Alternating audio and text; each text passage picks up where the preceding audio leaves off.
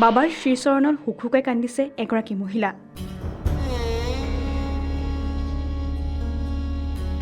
দেৱাদিদেৱ মহাদেৱৰ কৃপাত অন্ত পৰিল ২০ বছৰীয়া দীঘলীয়া পৰিক্ৰমাৰ।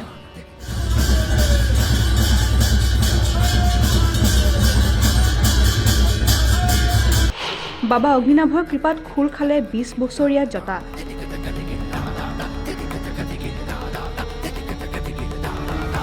বাবাৰ চৰণত জটাভাগ অৰ্পণ কৰি আৱেগিক হৈ উঠিল মহিলাগৰাকী। বহু চৰ্চিত শিৱসাগৰৰ বাবা অগ্নিনাভ মন্দিৰৰ শেহতীয়া এটা খবৰে দৃষ্টি কাঢ়িছে এতিয়া সকলোৰে। ২০ বছৰ পুৰণি এটা জটা মূৰত লৈ ফুৰা এগৰাকী মহিলাই এতিয়া পাইছে মুক্তি। নৱেম্বৰ মাহৰ ১৭ তাৰিখে এইগৰাকী মহিলা বাবা অগ্নিনাভৰ ওচৰলৈ আহিছিল নিজৰ ২০ বছৰীয়া জটাভাগ খোলাৰ উদ্দেশ্য লৈ। বিগত ২০ বছৰ ধৰি মূৰত এই গধুৰ বোজা লৈ থকা মহিলাগৰাকীক দেখি আচৰিত মানিছিল সকলোৱে। জটাভাগ দেখি মহিলাগৰাকীয়ে সুদীৰ্ঘ ২০ বছৰ ধৰি পাই থকা এই কষ্টৰ পৰা উপশম পাবলৈ বাবা অগ্নিনাভৰ ওচৰত প্ৰাৰ্থনা জনালে। আৰু প্ৰায় ১১ দিনৰ অন্তত লাহে লাহে মহিলাগৰাকী মূৰৰ পৰা জটাভাগ খোল খাবলৈ আৰম্ভ কৰিলে। মহাদেৱৰ এই অপাৰ লীলা দেখি হতচকিত হৈ পৰিল সকলো।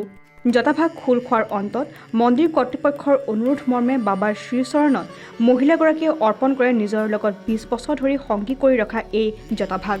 প্ৰায় এমাহৰ অন্তত লখিমপুৰৰ পৰা আহি মহিলাগৰাকীয়ে ১৭ ডিচেম্বৰত বাবা অগ্নিনাভৰ শ্ৰীচৰণত অৰ্পণ কৰি থৈ যায় উক্ত জটাভাগ।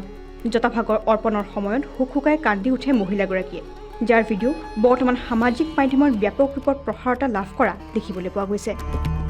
News desk report, current Assam.